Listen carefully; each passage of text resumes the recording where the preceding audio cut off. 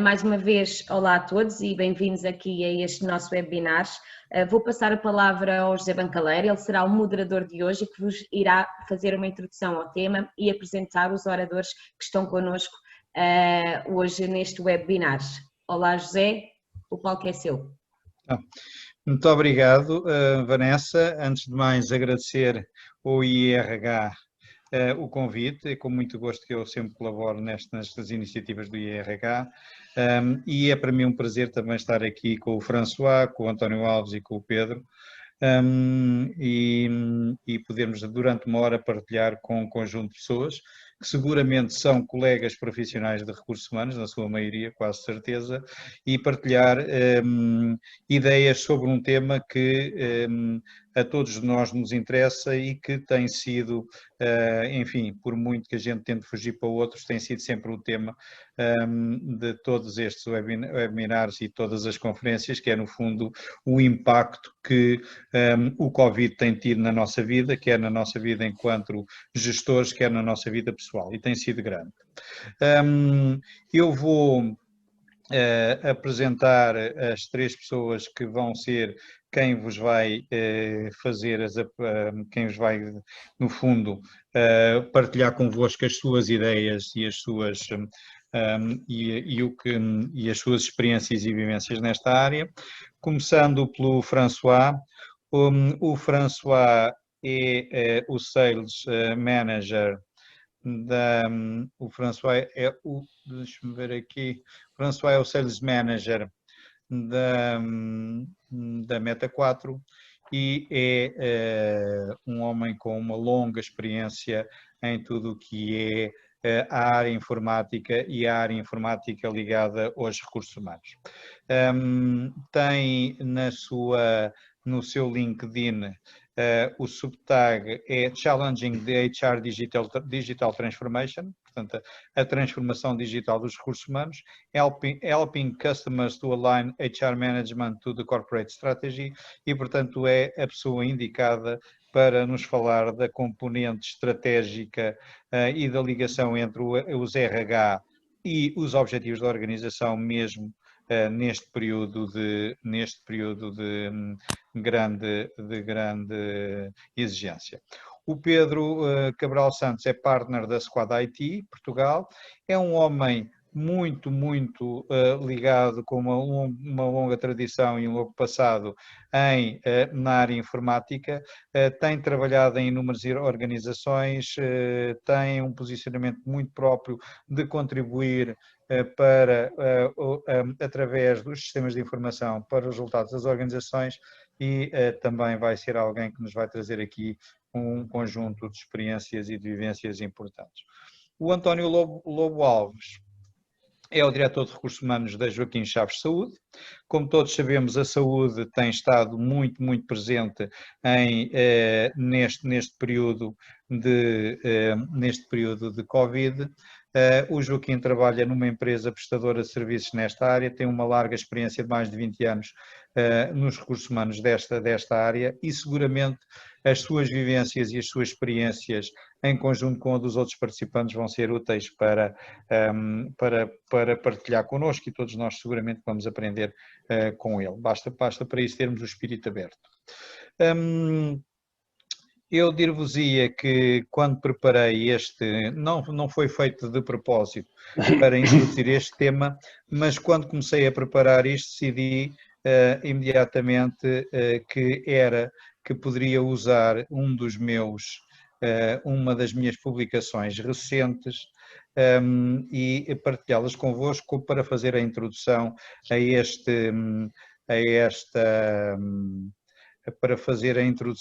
esta conferência. Como profissional de recursos humanos, eu acho que este slide é um slide interessante, porque de uma forma muito sumária e muito organizada tem os 4 grandes papéis do gestor de recursos humanos, e estes 4 grandes papéis não são mais do que os papéis do passado, mas são os papéis do passado adaptados a esta altura. Ou seja, a função do gestor de recursos humanos não mudou de há um ano para agora. Alterou-se adaptou-se, mas não mudou. Na prática, nós temos que contribuir para o negócio enquanto profissionais e, nesta altura, temos que fazer um conjunto de coisas diferentes, nomeadamente apoiar a equipa de gestão, fazer os planos de emergência, ligar as pessoas ao propósito, aos objetivos, focar as pessoas naquilo que são negócios de organização. Já não era no passado, agora é mais. Temos que cuidar das pessoas, é a parte humana da nossa função, o cuidar das pessoas, a proximidade, o apoiá-los em termos de saúde, em termos sociais, em termos psicológicos, apoiar os líderes. Sabemos que as pessoas estão muito frágeis nesta altura, e, portanto, o papel dos recursos humanos tem que ser muito reforçado nesta altura. Temos que resolver problemas, porque gerir recursos humanos, como o António Alves bem sabe, é estar no terreno, é contribuir, é estar lá todos os dias e é resolver também problemas. Podemos planear muito, mas se não resolvermos problemas, acabamos por falhar na nossa função. Também temos que resolver os problemas e, portanto, resolver problemas de horários, de acessos, problemas legais, problemas de comunicação, problemas de tomadas de medidas de medicação, enfim, são coisas que apareceram agora e que é apenas a adaptação daquilo que já fazíamos para os tempos atuais. E, por último, nós estamos num período de grande transformação e, portanto, o gestor de recursos humanos não pode pensar só em termos de pessoas, ou só em termos de problemas, ou só em termos de planeamento, tem que pensar como é que pode aproveitar este período de mudança, como é que pode organizar processos, como é que pode reforçar processos e, portanto, o reforçar toda a componente digital, organizar e potenciar o trabalho remoto, o aproveitar as novas ferramentas de e-training e de recruitment, enfim, a função de recursos humanos nunca mais voltará a ser aquela como era no passado e o gestor de recursos humanos tem, na minha opinião, também que trabalhar estas áreas. Enfim, esta era a introdução, é o mote para os colegas também poderem, de alguma forma, enfim, foi a forma que eu arranjei de introduzir esta situação. E aquilo que agora eu iria era passar a palavra ao François Coentro e começava exatamente com, aproveitando o LinkedIn dele, em que ele diz que a função dele é Challenging the HR Transformation, ou seja, ele é um homem da transformação do RH com muita experiência, junta os RH com a componente de sistemas de informação, como bem sabem. A empresa dele é especializada nisto e, portanto, François, o palco agora é seu, força, partilhe o que tiver a partilhar nesta área. Muito bom, obrigado, José. Obrigado a todos uma vez mais também pela participação que podem ter e o valor acrescentado e partilha de experiências. Challenging HR Transformation, ou seja, um dos desafios que se tem falado nos últimos anos, antes do próprio Covid, sempre se falou muito na transformação digital. A transformação digital foi o mote durante anos. E de repente houve um Covid que foi o responsável pela rápida transformação digital que começou a acontecer. Ou seja, as empresas, o ter políticas de adaptação a tecnologias dentro dos processos, são coisas que demoram tempo, certo? De repente tivemos o país todo em casa. E o que falo pela minha experiência com contactos com clientes, com o próprio mercado, antes havia sempre muito uma black box que era, as pessoas têm que estar aqui no meu sítio de trabalho, têm que estar a trabalhar comigo, têm que estar ao pé de mim, a minha equipa tem que estar aqui, os consultores têm que estar aqui, não pode haver acessos remotos, não pode haver nada à distância. De repente veio o Covid e o que acontece é que as coisas começaram a ter que se adaptar, certo? E hoje em dia verifica-se que funcionam e algumas até funcionam melhor em determinadas áreas, em determinados pontos. Coisas muito boas que aconteceram, ou seja, plataformas como a que estamos a utilizar, o Zoom, que eram plataformas desconhecidas para muita gente, hoje em dia é um normal, é um natural, uma ferramenta de utilização quase diária. As pessoas mesmo trabalhando em sala e nos escritórios continuam a utilizar bastante o Zoom. A receptividade para poder fazer uma conferência, em vez de termos que estar a fazer uma deslocação, uma reunião formal, com muita coisa para que ao fim, se calhar, de 10 minutos termos o problema resolvido, é outro dos fatores. Quero com isto dizer que a maneira de trabalhar, em quase todas as áreas, sobretudo tudo que tem a ver com a parte de serviços e comunicações e a parte administrativa, mudou e, na minha ótica, veio para ficar. Okay? E os próprios sistemas também estão a ter essa adaptação e também se estão a evoluir para poder fazer isso. Eu costumo muito dizer que qualquer projeto, seja ele qual for, de qualquer área, o maior fator de risco de sucesso é a gestão da mudança. Se não há gestão da mudança como deve ser, as coisas não vão funcionar.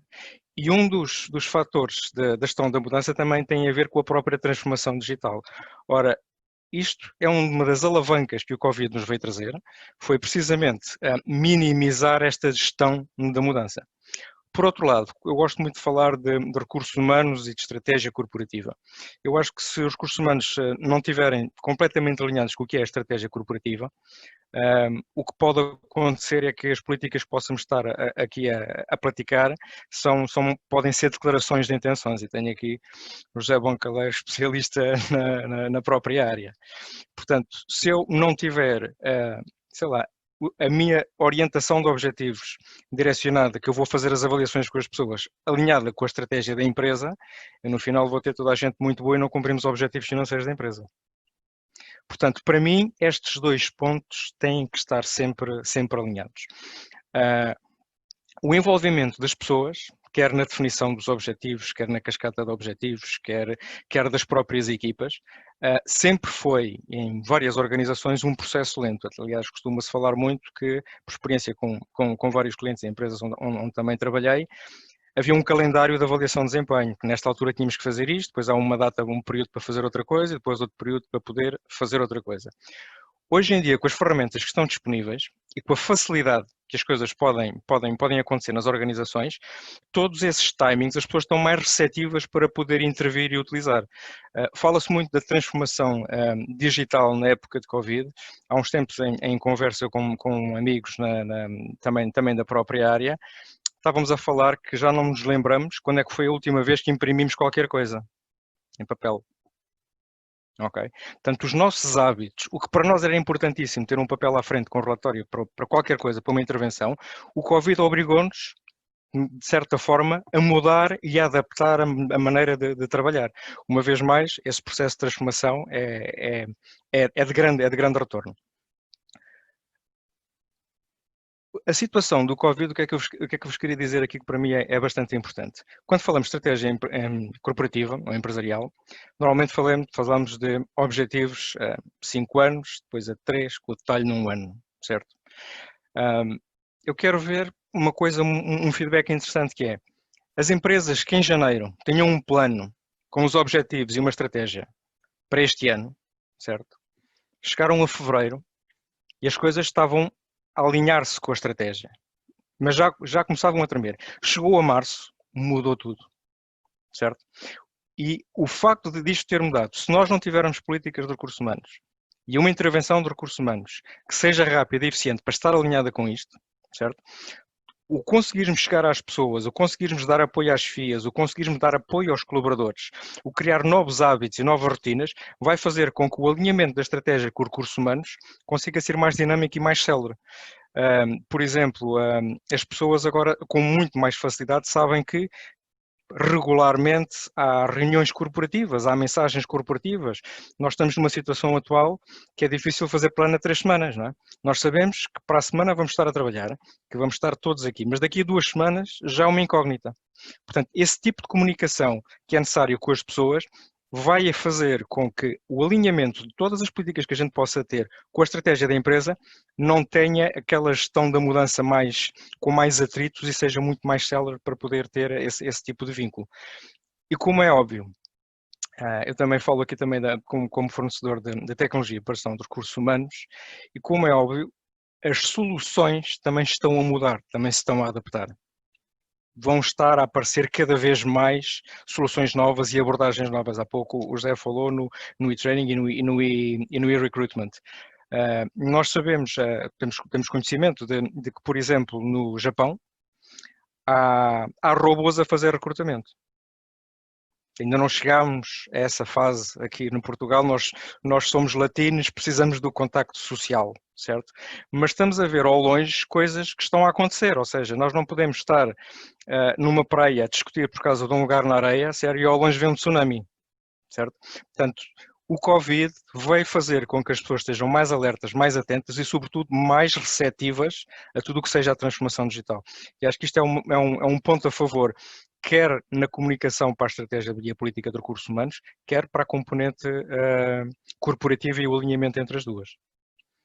Não sei se os meus colegas de painel têm alguma coisa, alguma pergunta mais específica, José? Para já, muito obrigado. Uma boa introdução. Ia passar agora a palavra ao Pedro Cabral Santos, partner da Squad IT, e ele perguntar um bocadinho a ele, até porque ele é um homem das tecnologias e também com muita experiência nos recursos humanos, e ele pedir a ele para falar essencialmente sobre a componente gestão da mudança. O François disse muito bem que, seja qual for o projeto que exista, se não houver uma boa gestão de mudança, o projeto normalmente falha. E a gestão da mudança é essencialmente, essencialmente gerir a componente humana.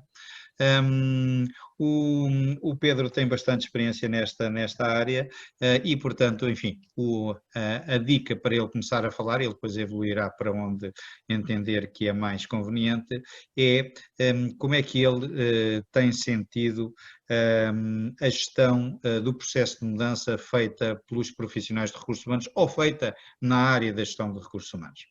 Pedro? Bom, começava por boa tarde a todos, boa tarde aos meus colegas de painel e a todos aqueles que estão a participar e que têm interesse nas matérias que estamos aqui a abordar hoje. Eu pegava aqui um bocadinho também nestas palavras do François, que colocou na mesa toda esta aceleração em termos das necessidades postas por este novo paradigma que foi o Covid que veio trazer. Na situação mais própria que eu aqui estou a falar, em que me posiciono como integrador de soluções de RH, isto lançou-nos outros desafios e talvez também nos teve que apressar em termos de necessidades. São umas necessidades diferentes, obviamente, porque as entidades finais de recursos humanos têm os seus objetivos próprios e nós tivemos que criar condições para poder, de certa maneira, responder a este aceleramento. E isto tem-se notado de que formas? Nos temas que vocês já falaram. O espectro das soluções 2 de RH estão a ser realmente maiores, o range está a aumentar. O que nós temos sentido ao longo do tempo, e nomeadamente nesta fase, é que os fabricantes têm desenvolvido novos modelos tecnológicos com muito mais especialidade. O que é que nós procuramos aqui fazer? Como integradores, temos que conhecer cada vez mais a área de recursos humanos.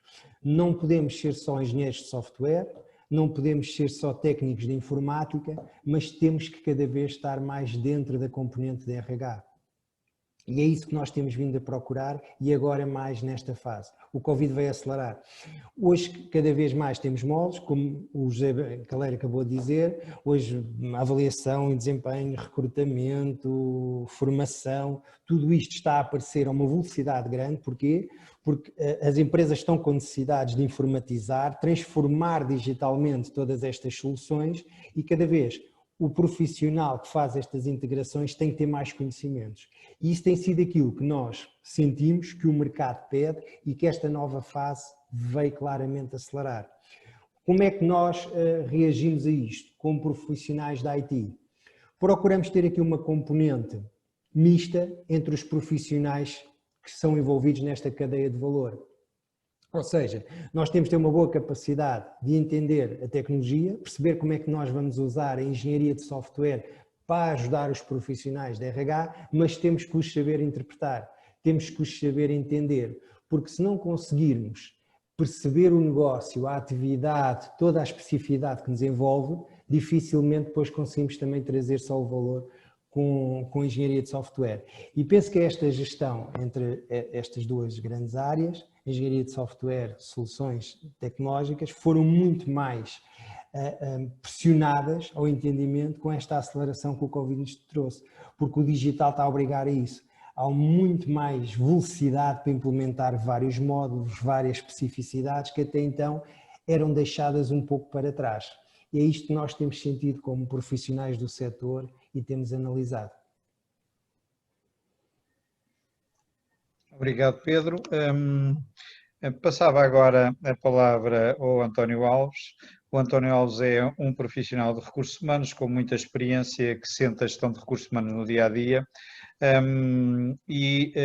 Eu, portanto, a minha questão era, eu tenho a ideia que este período do Covid tem sido favorável à gestão de recursos humanos, ou seja, que o gestor de recursos humanos valorizou-se dentro das organizações com este período do Covid, e essa valorização tem passado muito, não só, mas tem passado muito, por um lado, pela capacidade de resolver problemas que surgiram dentro das organizações, os novos horários, os acessos, as questões legais, enfim, tudo isto, os layoffs, essas coisas todas que o gestor de recursos humanos tem que fazer, mas por outro lado também o apoio dado às pessoas.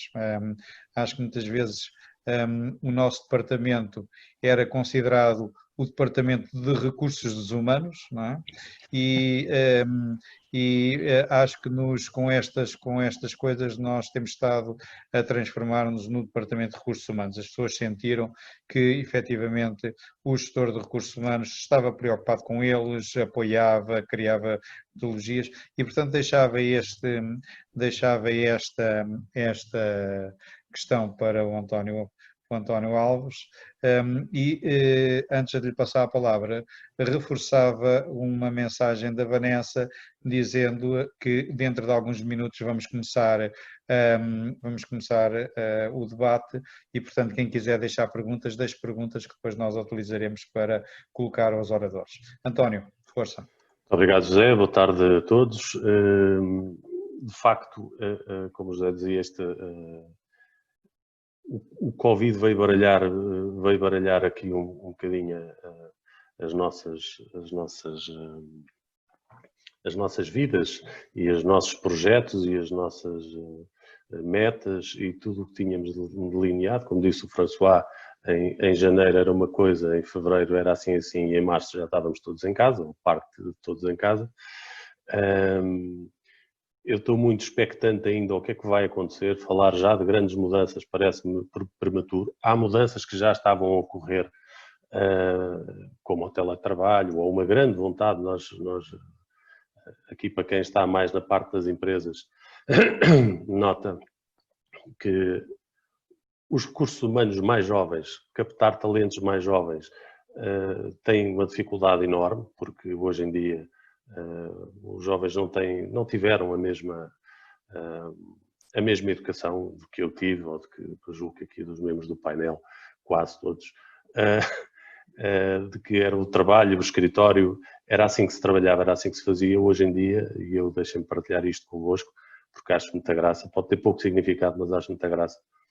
Eu tenho 3 filhos pequenos, o mais velho tem 12 anos, e naturalmente que as perguntas que às vezes se fala do que é que queres ser quando for grande, e havia aquela coisa do polícia e do bombeiro, que são os normais que toda a gente quer quando tem 3 anos ou 4, mas que hoje em dia, que já estão mais crescidos e interagem mais na sociedade, quando se perguntam o que é que queres ser, são respostas tão desarmantes como youtuber. E uma data de coisas que não fazem parte do cardápio que nós tínhamos para ser youtuber, é trabalhar em casa. É um trabalho que não envolve o escritório. E isto penso eu, sem certeza de nada, mas com a minha experiência, que estas pessoas mais jovens, não da idade dos meus filhos, mas que estão agora a entrar no mercado de trabalho, o escritório não faz parte da ambição deles, da vida deles. E de facto temos que nos preparar para responder a essa necessidade que vai ser, eu julgo que é nova e que vai ser para ficar, penso eu. Como comecei por dizer, eu não faço a mínima ideia o que é que vai acontecer ao trabalho como nós o conhecemos no pós-Covid. Há muitas coisas que se calhar vão deixar de ser como eram. Penso, e daquilo que reparo, não tanto na minha organização, mas noutras com quem vou cruzando informações, há uma resistência muito grande em algumas organizações, mas sobretudo as mais tradicionais, e há alguma resistência a passar por um modelo mais desmaterializado da presença física. E eu, de facto, noto isso, e acho que vamos ter um desafio fantástico pela frente, uma nova maneira de trabalhar, uma nova maneira de viver, e sobre isso tinha a dizer algumas coisas. Uma delas, o que diz respeito aqui ao tema das novas tecnologias. As novas tecnologias estão de facto no âmago desta mudança, porque é possível, e já se mostrou que é possível, ser altamente eficaz, altamente produtivo através dos sistemas de teletrabalho e não só. Paralelamente a isto, hoje em dia as empresas, pelo menos as mais modernizadas, estão dotadas, ou estão-se a dotar, como é o nosso caso ainda, estão-se a dotar de sistemas informáticos que lhes permitem fazer uma gestão dos recursos humanos que antes era feito com o papel e com a necessidade de presença física das pessoas. No caso das avaliações de desempenho, muitas delas eram feitas presencialmente, ou na esmagadora maioria, etc. Envolviam processos de relação física que hoje em dia estão completamente obsoletos. Parece que foi ontem que começou o Covid, e foi, mas estão completamente obsoletos. No meu caso concreto, da Joaquim Chaves Saúde, eu partilho aqui duas experiências muito diferentes. Primeiro, a Joaquim Chaves Saúde, para dar aqui uma ideia do que é que estou a falar, a Joaquim Chaves Saúde tem cerca de 2.500 colaboradores, mas que sejam passíveis de teletrabalho, estamos a falar de um universo para 200, 250 pessoas. O resto, na saúde, ainda é, e eu ponho aqui o ainda entre parênteses, ainda não é possível o teletrabalho. O médico tem que não se faz cirurgia, já se fazem cirurgias, mas é preciso o doente e o médico, seja lá onde for e como for, é preciso o doente e o médico, como pôr um penso precisa do enfermeiro, tirar uma arrastadeira precisa do auxiliar, quer dizer, não há forma de diminuir esta questão. Portanto, no nosso caso em concreto, e no caso, por exemplo, dos laboratórios, é preciso estar pessoas a operar máquinas que não são possíveis de fazer em casa. Não são possíveis hoje. Eu não sei se nos próximos 10 anos não há muitas coisas que vão passar para um patamar completamente diferente. Posto isto, o desafio é grande, sobretudo para as empresas de serviços e para as áreas de serviço, das empresas que não são só serviços, de possibilitar o teletrabalho. Temos um mundo pela frente, uma incógnita enorme do que é que vamos poder fazer. Há ferramentas que se desenvolveram e que atingiram um patamar completamente diferente daquele em que estava, que é o caso, por exemplo, dos Zooms e destas plataformas, que conheceram um desenvolvimento brutal em 2 meses, em 2 ou 3 meses. Muitas pessoas que praticamente não conheciam este meio de comunicar, passaram a comunicar através destas ferramentas. E é difícil voltar para trás. Eu falo por mim, eu sou muito tendencioso aqui, porque eu tive uma experiência fabulosa a trabalhar em casa. A minha mulher é farmacêutica, trabalha no Hospital São Francisco Xavier, e eu tive que ficar em casa porque ela não pode fazer teletrabalho. E eu tive que ficar em casa, e eu não me recordo de me relacionar tanto com a minha equipa como nessa altura, curiosamente, e estávamos todos em casa. Com a minha equipa e com muitos elementos da minha empresa. Tudo se tornou, para mim, mais fácil. Posto isto, e outras coisas, o teletrabalho que não foi aqui referido, mas que me parece muito importante, se avançarmos de facto para um novo modelo de trabalho, é que acontece muito connosco, há uma dificuldade enorme de recrutamento de profissionais na área da saúde. E, obviamente, de profissionais na área da saúde e profissionais também administrativos ou com funções administrativas. E, obviamente, que hoje em dia podemos recrutar pessoas que estão em Braga, ou que estão em Aveiro, ou que estão no outro lado qualquer. E isso, penso eu, que vai ser o maior condutor da mudança.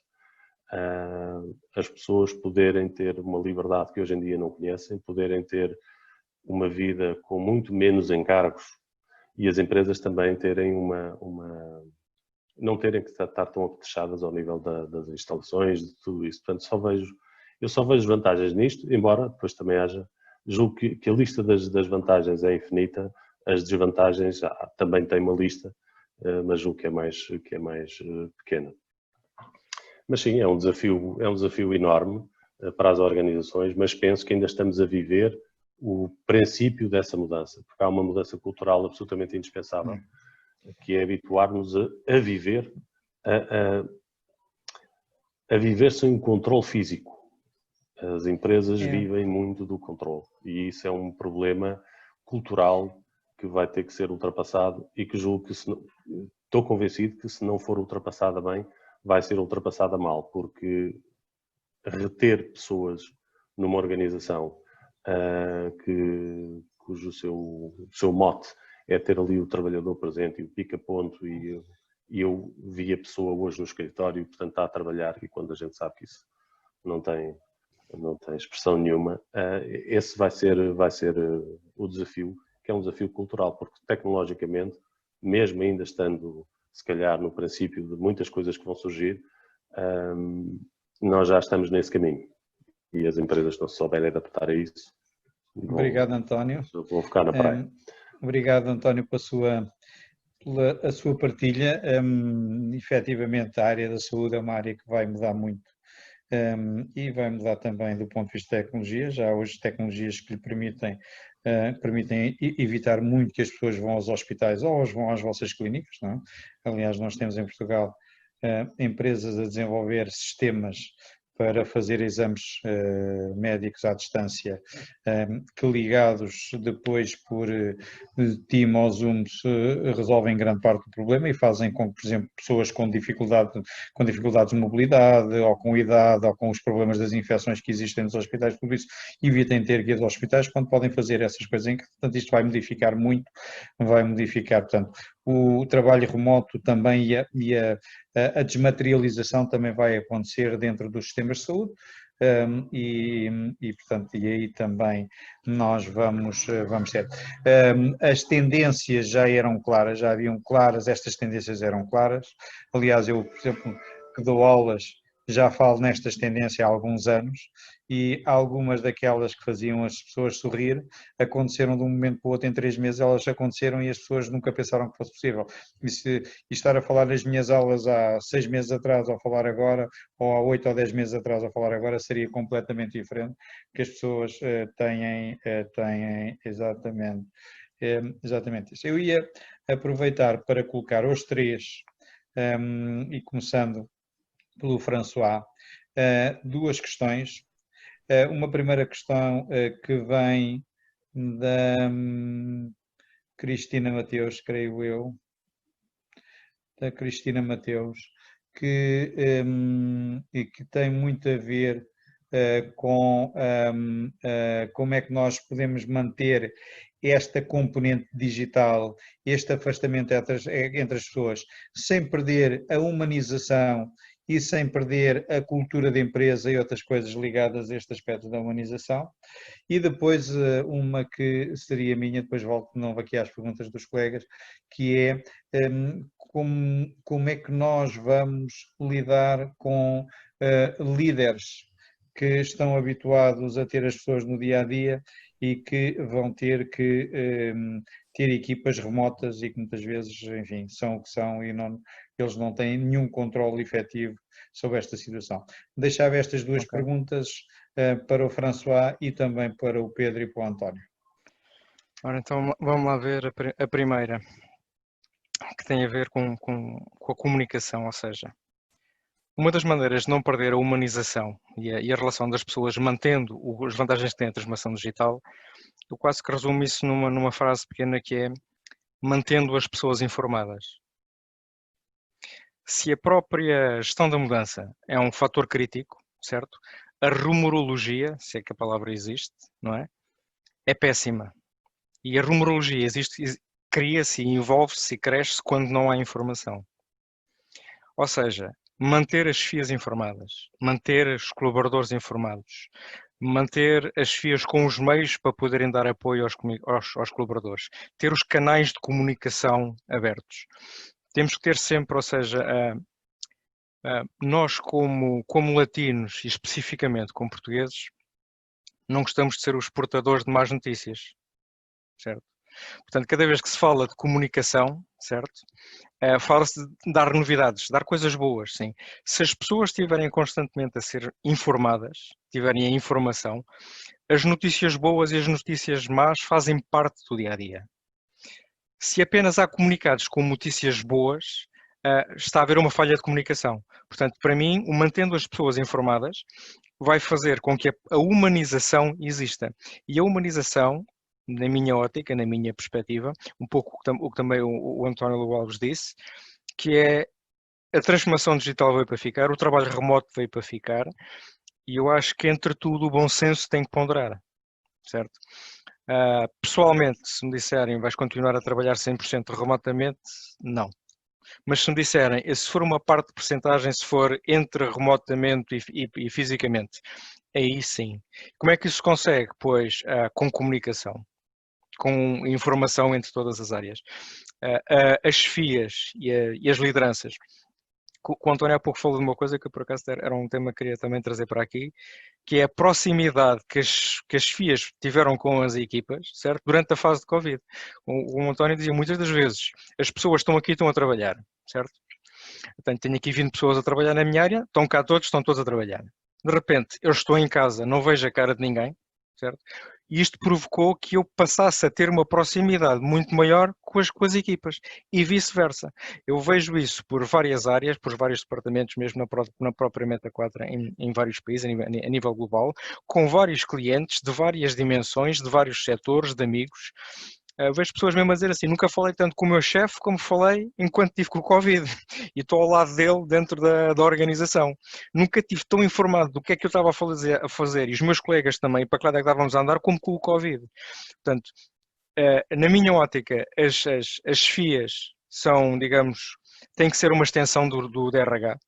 É um tentáculo do DRH, é quem tem de relação direta com os colaboradores. Eu quer não, se um colaborador tiver um problema, provavelmente a primeira pessoa a quem ele vai pedir ajuda, apoio ou esclarecimentos é a chefia. E o que eu tenho que fazer é dar meios à chefia, dar apoio às FIAs, dar informação às FIAs. E sobretudo, informação regular. A partir da informação, eu acho que hoje em dia nós vimos muitos indicadores que têm a ver quer com a economia, com o Covid, com várias situações que nós vemos. As pessoas estão informadas. Isto já não é o que era há 20 anos. As pessoas têm acesso à informação. O maior erro que nós podemos fazer é não dar informação, é as pessoas não estarem atualizadas. Porque eu prefiro, como colaborador, saber o que é que se passa, para que lado é que pode ir, os esclarecimentos, ou seja, eu falo uma situação concreta. Nós na Meta4, durante o Covid, cada 2 semanas tínhamos que preencher um inquérito interno, depois era divulgado para toda a gente, para sabermos. Portanto, eu não só sei partilhar a minha informação, mas eu saber como é que estão os meus colegas, como é que está a empresa, se há casos, se não há casos, o que é que estão a fazer. As sessões com o médico da empresa a explicar o que é que são os testes. Calma que se houver o teste com a Saragatoa, se for negativo pode ser falso, mas se for positivo é verdadeiro. Todos esses esclarecimentos é proximidade, é a parte humana. Eu acho que isso tem que existir com os colaboradores e com muito sponsor com as chefias. Não sei se divaguei demasiado. Não, obrigado, François. Pedia hoje, quer o António, quer o Pedro, que se manifestassem sobre este assunto, se possível que fossem breves, porque temos aqui um conjunto de perguntas a chegar bastante interessantes e que eu não gostava de, só temos 1 hora, e eu não gostava de deixar de as perder. Eu, se o Pedro me permitir que entre aqui por cima, porque me parece que há aqui uma questão que importante, que é a humanização ou a desumanização por parte, por força das tecnologias, e eu de facto não consigo ver isso dessa maneira. A humanização não tem de facto a ver, a tecnologia é um meio, não é o fim em si próprio, portanto não é, a tecnologia até nos pode tornar, potenciar a humanização na medida em que conseguimos estar mais próximos das pessoas, porque é mais fácil estar mais próximo. E só para terminar, José, querendo ser breve, esta questão que eu há bocado falei, que o François aqui referiu, de eu ter estado mais próximo da minha equipa, não teve tanto a ver com a necessidade de controle de todo. Não tenho hoje, nem tinha na altura. A questão é outra. É que é muito... O François conhece o meu gabinete e conhece o meu estaminé, É difícil eu reunir com 10 pessoas da minha equipa. É difícil. Já com 3 é difícil, com 4 é difícil, com 10 é muito difícil, ou com 14 ou 15 é muito mais difícil. E, de facto, nós usamos muito o Skype, porque não preciso de marcar nada, liga-se para a pessoa como se fosse um telefone. De repente, vão entrando as pessoas, vamos colocando as pessoas na conversa à medida que precisamos da opinião delas, ou de um apor qualquer. E isto é muito fácil. E não noto nada de que a humanização das organizações ou a desumanização das organizações venha a perder com isto. Antes, pelo contrário, acho que vem ganhar. Acho que vem ganhar porque vem ganhar esta capacidade de estar mais próximo das pessoas. E depois a humanização levava-nos para outra conversa, tem muito mais, se calhar, a ver com a forma como tratamos as pessoas e a ética no trabalho, etc. Mas, enfim, fica aqui, Pedro. Ok, obrigado, António. Bom, penso que estamos aqui há algum tempo de volta desta questão e vou tentar ser breve para permitir passarmos a outros temas. E dentro daquele posicionamento que estou aqui neste painel, mais como especialista da IT, o que eu diria, e pegava aqui também um pouquinho no que o António falou, é que a tecnologia realmente é um meio. E este meio, ao longo de todos os anos, e que já são bastantes, que estou na área, este passo deu-se sempre, porque a transformação digital e todos os projetos que fomos implementando foi sempre para transformar a forma de se trabalhar e alterar.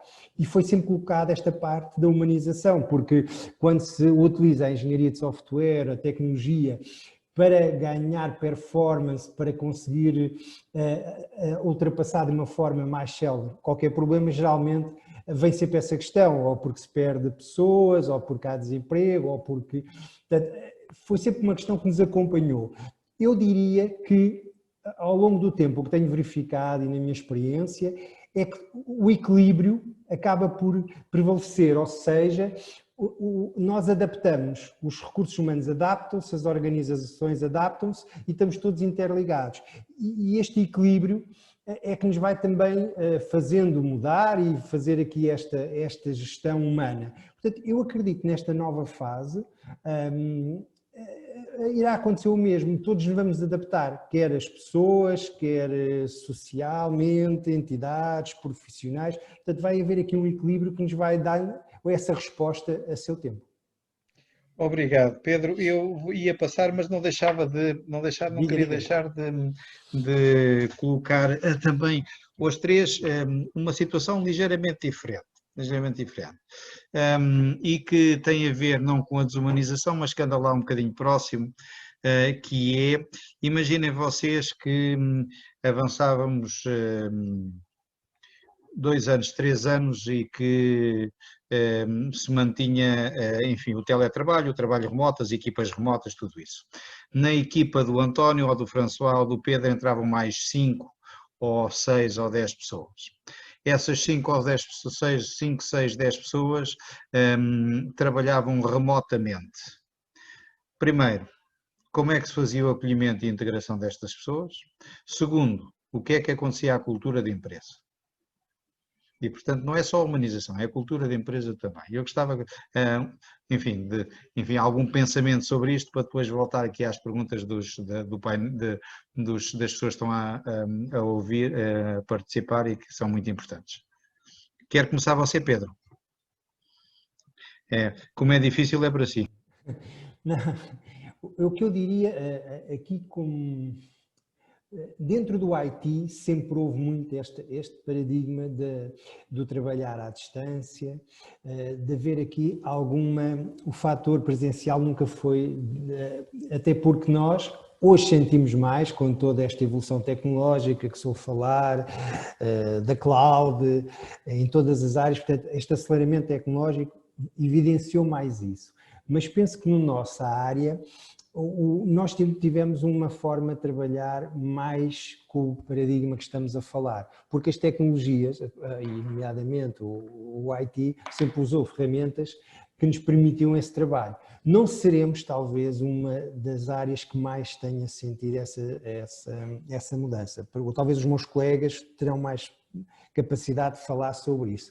Eu, como disse, é que sentimos o aceleramento. aqui.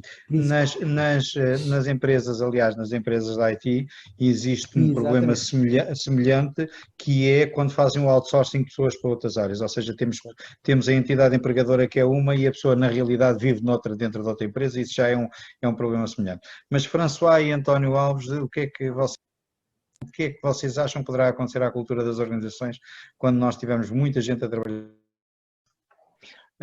Eu mantenho um pouco o discurso que tinha antes, que é mantendo as pessoas informadas. Ou seja, hoje em dia também as pessoas, e sobretudo, como o António estava a referir, estivemos sobretudo a falar de gerações mais novas, querem acesso à informação e querem acesso à informação já. Ou seja, enquanto nós estávamos habituados a existir um departamento, uma área, uma instituição, um local físico, eu agora se calhar não quero um local físico, quero um local virtual, mas quero ter acesso à informação, quero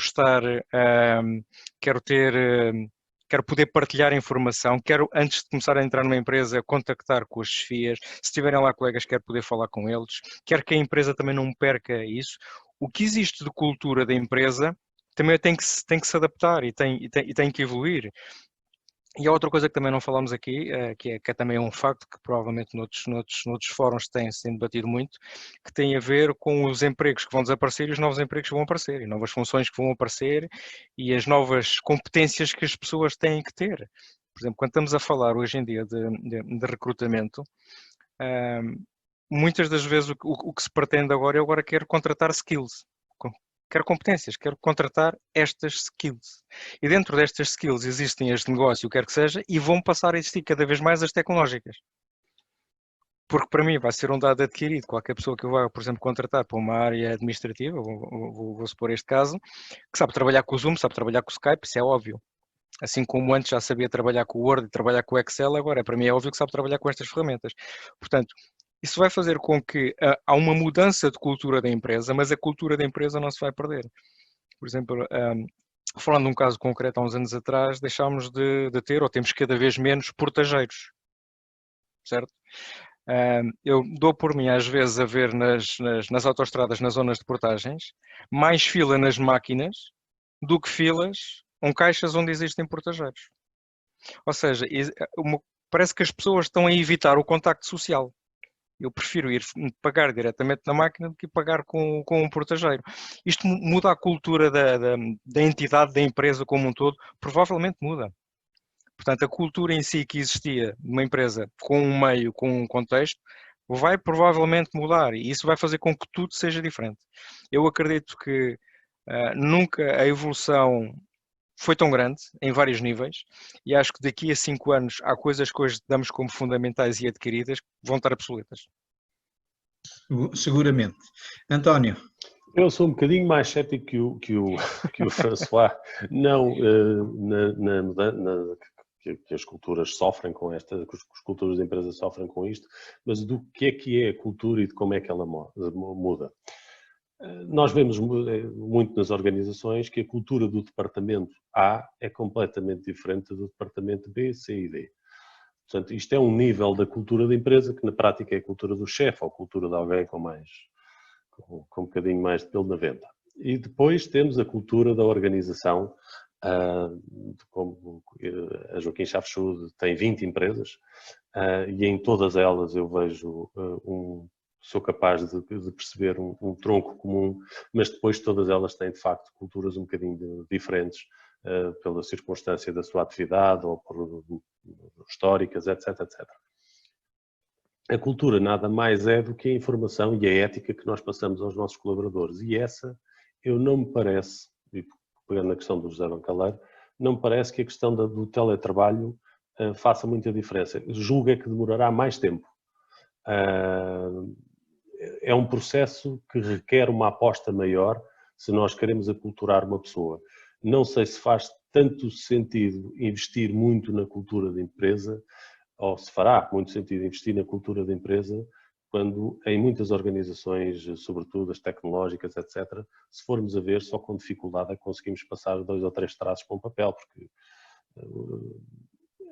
a cultura é um conjunto, de facto, de pessoas que já estão hoje muito desgarradas disso. Aliás, há um artigo interessante sobre a Apple, que já experimenta esta coisa do teletrabalho e das pessoas não estarem fisicamente há muitos anos, e tem de facto essa cultura, e a cultura é uma coisa, é o Steve Jobs e o resto, não é? Portanto, e nem toda a gente partilha essa cultura. Mas sim, acho que as coisas vão demorar um bocadinho mais a mudar do que nós pensamos, justamente, esta é a minha visão, porque nem todas as empresas estão ligadas à internet, estão ligadas, nem todas as pessoas, há bocado o François referiu a questão de hoje em dia qualquer pessoa sabe trabalhar com o Zoom. Eu posso lhe dizer que, por exemplo, na área da saúde, onde se julga que os médicos, por exemplo, são pessoas XPTO,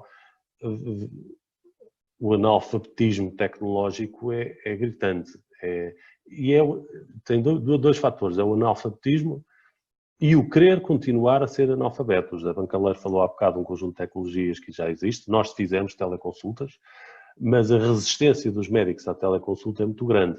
Havia uma que era mais pragmática, que era como faturar, mas ultrapassado isso há depois, de facto, uma dificuldade. Para pedir mais uma receita não precisa de estar num consultório, nem de me deslocar 20 km e estar numa sala à espera, etc. Mas, de facto, para outras coisas é necessário e vamos continuar a ter este binómio das funções que têm possibilidade de ser feitas remotamente e daquelas que não têm. E julgo que vamos ter um processo um bocadinho mais lento, se calhar, do que esperamos. Sim, seguramente. Eu lembro-me que a primeira vez que falei nisto, numa conferência há muitos anos atrás, estava lá um sindicalista que pintou a manta dizia como é que era possível servir um café de teletrabalho, não é? Portanto, e é verdade, agora há muitas outras funções que vão ser possíveis e cada vez mais. Eu passava aqui um conjunto de perguntas rápidas. A Susana Rodrigues pergunta aqui, eu creio que a resposta é evidente, se hipoteticamente falando amanhã não existisse mais Covid e voltássemos todos ao trabalho normal, mantinham o teletrabalho como opção? Uma resposta rápida. Sim, e sobretudo para pontos de decisão curtos. O ter que ir ao Porto para ter uma reunião de 1 hora e ter que voltar, ou ir a Braga, ou ir a Vila Real, hoje em dia são coisas que vieram para ficar. Esse tipo. Não significa que seja exclusivo, mas uma interação mista e vieram para ficar. E ainda há que juntar as questões ambientais a isto, que de facto a onda que se nos aparece à frente é para não gastarmos combustível, para não fazermos o teletrabalho, é de facto. E o conforto das pessoas. O conforto das pessoas, o risco, tudo isso. Tenho aqui uma outra questão. Como manter os colaboradores motivados e envolvidos num ambiente de grande incerteza, e como é que a gestão de recursos humanos pode influenciar as administrações neste âmbito? Esta é mais uma pergunta de algum tempo.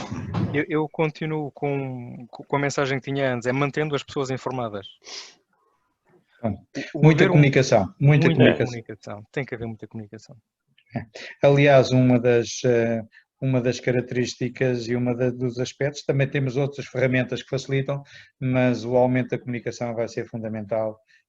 Quando tivermos mais trabalho remoto, tudo isto, a comunicação, só que também existem ferramentas que facilitam isto. Eu passava para uma questão seguinte e aproveitava para vos dizer que a Eline Coloque, que faz aqui uma pergunta, está, tanto quanto eu sei, no Rio de Janeiro. Portanto, nestas conferências, a vantagem destas conferências e do teletrabalho é também que nós podemos ter pessoas em Angola, Moçambique, ou em Espanha, ou na Nigéria, ou nos Estados Unidos, ou no Brasil, a assistir às conferências. E a Eline Coloque pergunta, com o crescimento do teletrabalho, como é que a área de recursos humanos vai trabalhar a cultura organizacional? Um bocadinho naquele seguimento daquela pergunta que eu já tinha feito.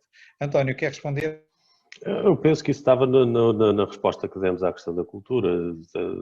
De facto, há aqui, vai assentar muito na comunicação e na qualidade da comunicação que vamos ter com os nossos trabalhadores, se calhar não pelo mail, e transferi-la para outras ferramentas dinâmicas, mais vivas, mais interativas e sobretudo, mais de maior proximidade. O mail foi uma ferramenta muito boa, mas que julgo que se esgotou toda a sua utilidade, exceto aquela... Ainda durará algum tempo. Mas... Pois, para mal dos meus pecados, sim. O Fernando Pinto faz aqui uma pergunta muito, também uma provocação. Diz ele que a nova geração seguramente está preparada para trabalhar neste regime. No que diz respeito às gerações mais antigas, existem artigos já que referem que a produtividade que se registrou durante o período de confinamento foi por receio dos trabalhadores em perder o emprego e que tenderá a diminuir. O painel concorda? Como motivamos em oposição em reforçar os mecanismos de controle? Ou seja, será que será que se continuarmos os benefícios do teletrabalho vão acabar? António? Não, acho que não. Acho que a questão que foi colocada, se bem percebi, foi a produtividade das pessoas esteve ligada ao receio de perder o trabalho. Acho que foi esta a questão. E depois... Naturalmente que há, mas não nos podemos esquecer que o teletrabalho não foi pensado e não foi estruturado. Ou seja, nós no dia 13 de março fomos todos para casa, não é? Portanto, uns com o computador às costas, outros tinham portátil, outros nem nunca tinham visto um Zoom. Portanto, é natural que tenha havido muita gente que tenha trabalhado por essa razão, mas a verdade é que vamos cimentando esta maneira de trabalhar, à medida que vamos cimentando esta maneira de trabalhar, vai dar tempo também a algumas pessoas, e eu sei que há pessoas que têm dificuldades em lidar com estas tecnologias, pessoas até que têm dificuldades e que vão ter que aprender a falar, a relacionar-se à distância. Há pessoas que têm dificuldade em não estar fisicamente à frente da pessoa, no fundo estar a falar para um ecrã. Isto são tudo coisas que vão ter que ser trabalhadas e vão ser de certeza trabalhadas com o tempo. As organizações também não. Obrigado, António. Estamos praticamente em cima do tempo. Eu ia aproveitar uma pergunta para o François e outra para o Pedro. E aproveitar aqui assim da Manuela Anjos, em primeiro lugar, obrigado pelo contributo. Quais consideram ser os maiores desafios ao nível do processo de recrutamento e seleção online? Talvez você, François, que você é especialista destas coisas. Os maiores desafios de um processo online têm a ver com a própria caracterização que se está a fazer do que é que se vai recrutar. Ou seja, nós temos clientes que, pelo volume de processos de candidaturas que têm, a filtragem inicial que fazem das candidaturas tem a ver com a carta de acompanhamento da candidatura. Só depois se vai ver os currículos. Porque pegar em todos os formatos de currículos e tratar, e ver, e adaptar é complicado. Por outro lado, os recursos humanos, as empresas de recursos humanos, quando estão a recrutar, não estão a querer pregar rasteiras às pessoas. Querem recrutar as pessoas que querem vir trabalhar connosco, que se identificam connosco, por N razões.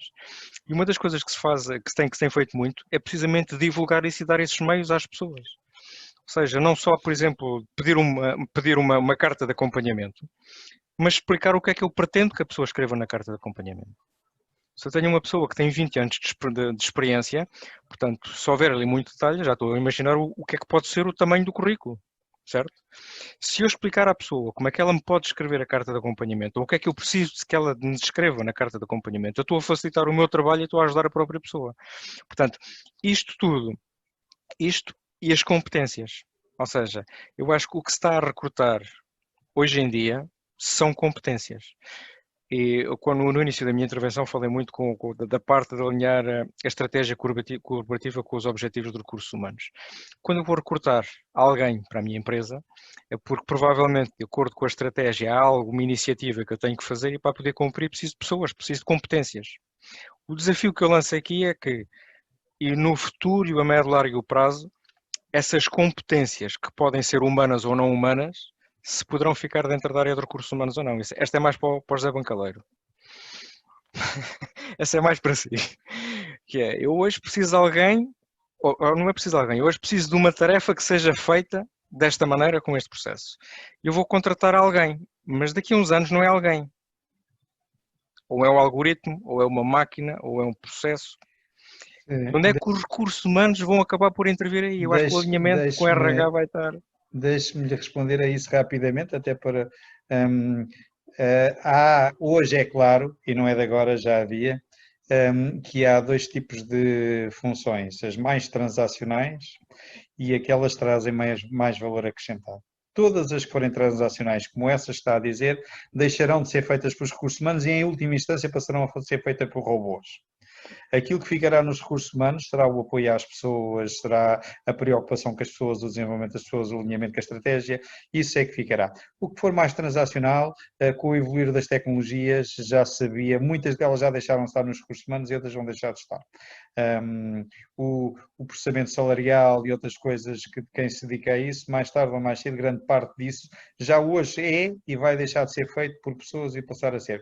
E as pessoas não vão ficar desempregadas, não pensem isso, porque vai haver muito para fazer fora disso, no apoio às pessoas, mas são tarefas de valor acrescentado. E, portanto, deixe-me evoluir aqui para uma pergunta para o Pedro e depois terminávamos, porque já estamos com 3 minutos a mais. Pedro, eu estou aqui em dúvida se lhe faço uma pergunta sobre remunerações ou se lhe faço uma pergunta sobre o formato das empresas no futuro. Mas se calhar vou aqui mais para o futuro. Diz aqui o Rui Guilhoto que esta realidade fará com que o mundo das organizações se redesenhe em geometrias variáveis. As organizações deixarão de ser tão standard, haverá uma espécie de fractal.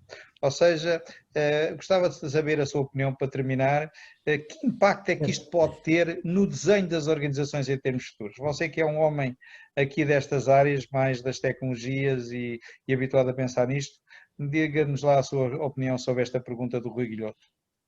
O que eu vejo e a tendência que eu noto é que os grandes players que têm soluções nas áreas tecnológicas para os recursos humanos têm sentido esta necessidade de investimento, porque realmente é um mercado que está a olhar para estas soluções com grande apetência. E eu acho que isso vai criar aqui um espaço, mesmo dentro das organizações, a área dos recursos humanos por vezes não tinha budgets em termos de disponibilidade para investir em tecnologias, estavam muito fechados no payroll e não passavam disso, processamento salarial. E agora, como até dizia o François e como disse o José, todos estes automatismos que vão ser criados para recrutamento e seleção, para formação, plataformas de e-learning, o que eu vejo para o futuro é maior investimento por parte das organizações na tecnologia em termos de RH. Eu sinto que realmente vamos ter nos próximos tempos orçamentos com muito mais força em termos tecnológicos para os departamentos de RH. Muito obrigado a todos. François, António e Pedro, muito obrigado. Vanessa, muito obrigado pela sua ajuda e o seu apoio. A todas as pessoas que estiveram presentes e em especial àquelas que colocaram questões, muito obrigado pela vossa participação. É um tema para quem, como eu, que sou um apaixonado de recursos humanos, este é um tema que eu não me importava estar um dia inteiro aqui a debater sem problema nenhum. Estou convencido que alguns de vocês e algumas das pessoas que estão a assistir também. É um tema apaixonante, os recursos humanos os próximos anos na área dos recursos humanos vão ser apaixonantes, vão ser absolutamente. Eu já tenho os cabelos brancos e não sei quantos mais anos vou estar aqui e às vezes até me arrepio quando vejo determinadas coisas que, enfim, têm a ver enfim, eu estou habituado a uma gestão de recursos humanos mais próxima das pessoas, e portanto isto às vezes ainda me arrepia um bocadinho a mim, mas eu não tenho a certeza que vão ser tempos entusiasmantes aqueles que os profissionais de recursos humanos vão viver. O profissional de recursos humanos não pode deixar de ser o profissional da transformação dentro das organizações. A transformação não é essencialmente técnica, a transformação é essencialmente humana. E o gestor de recursos humanos tem que assumir esse papel, por isso vão ser tempos absolutamente fantásticos os que aí vêm. Houve agora uma aceleração, provavelmente as coisas já não voltam para trás e vai haver outras no futuro e, portanto, vão ser tempos que eu considero absolutamente entusiasmantes. Da minha parte, agradecer a todos, agradecer à Vanessa. Eu vou-me atrever a dizer uma coisa, depois a Vanessa se calhar chama-me a atenção, mas todas as pessoas que quiserem fazer alguma questão, quiserem colocar, para mim, através da Vanessa podem perfeitamente fazê-lo, tenho todo o gosto e creio que os outros participantes também estarão à vossa disposição para responder. Portanto, as perguntas, alguma outra pergunta ficou por responder, mas se vocês as quiserem colocar aos participantes, eu estou convencido que quer eu, quer os outros oradores terão muito gosto em responder. Da minha parte, muito obrigado. É isso mesmo, José, obrigada a todos. Nós realmente é um tema sempre muito debatido e muito desafiante, portanto é o tema que nós convivemos o dia a dia e é a nossa realidade.